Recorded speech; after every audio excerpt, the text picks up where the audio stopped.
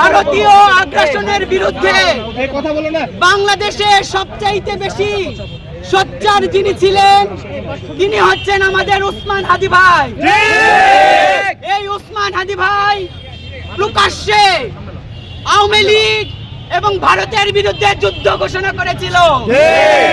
আমরা এই নওগাঁবাসী আজকে নওগাঁর জুলাই স্মৃতিস্তম্ভ থেকে বলছি, হাদি ভাই ভারতীয় আগ্রাসনের বিরুদ্ধে যেই যুদ্ধ ঘোষণা করেছিল আমরা সেই যুদ্ধে বিজয়ী হব ইনশাআল্লাহ।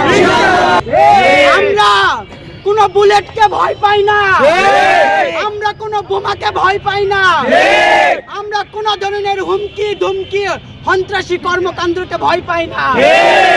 আমরা যেমন জুলাই রক্ত দিয়েছি, জুলাইয়ের পরবর্তীতে আমাদের হাদি ভাই যেমন রক্ত দিয়েছে, ইনশাআল্লাহ বাংলাদেশের স্বার্থে আমরা আবারও রক্ত দিব।